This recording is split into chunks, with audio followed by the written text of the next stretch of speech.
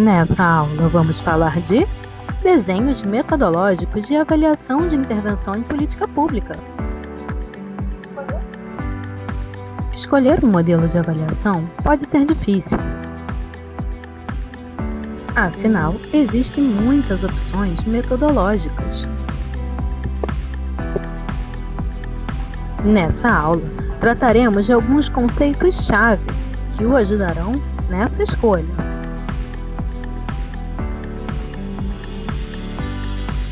O primeiro desses conceitos é a diferença entre causalidade e associação. Quando falamos em relação de causalidade, queremos dizer que uma mudança na variável 1 produz efeitos na variável 2. Quando falamos em associação, queremos dizer que existe uma relação positiva ou negativa entre as variáveis. Ou seja, que aumento ou diminuição da variável 1 é acompanhado de forma estatisticamente significativa de aumento ou diminuição da variável 2.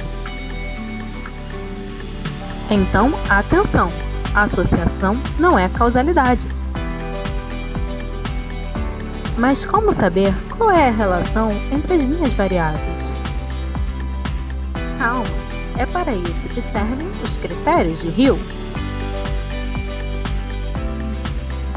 O primeiro critério de Hill é a temporalidade. De acordo com esse critério, o indicador que representa a exposição, ou seja, a causa, tem que vir antes do indicador que representa o desfecho, ou seja, a consequência. Temos que ter atenção se a metodologia que vamos adotar dá conta da causalidade reversa, como acontece, por exemplo, entre obesidade e sedentarismo. Afinal, a pessoa ficou sedentária após ficar obesa ou ficou obesa por ser sedentária? Também temos que ter atenção para o confundimento. O confundimento acontece quando a relação aparente entre duas variáveis, na verdade, é causada por um conjunto de outras variáveis que obscurece a verdadeira relação. É o caso, por exemplo, de consumo de álcool e enfisema pulmonar. A relação aparente entre as duas é causada apenas porque quem bebe costuma também fumar. O segundo critério de Hill é a força.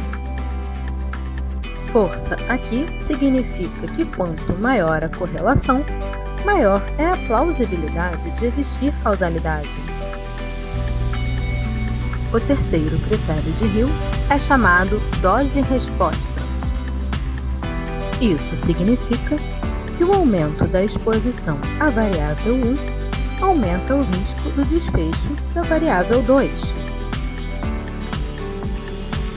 Por exemplo, se o consumo de cigarro leva a enfisema pulmonar, é de se esperar que o aumento do consumo de cigarro aumente os riscos de enfisema pulmonar.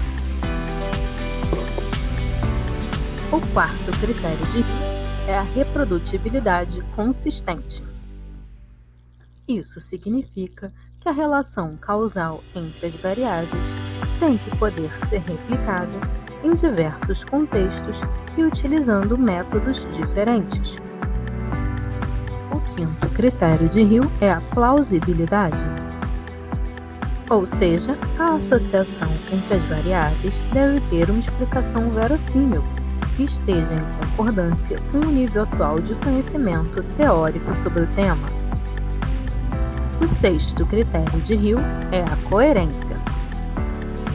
Isso significa que os achados devem estar de acordo com o paradigma atual da ciência. O sétimo critério de Hill é a direcionalidade. A relação causal é assimétrica. A variável causa influencia a variável consequência e nunca o oposto. E esses foram os critérios de Hill.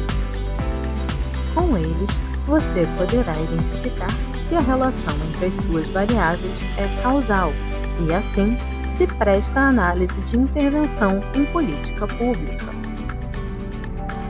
Obrigada por assistir até o final e até a parte 2 da aula de desenhos de avaliação.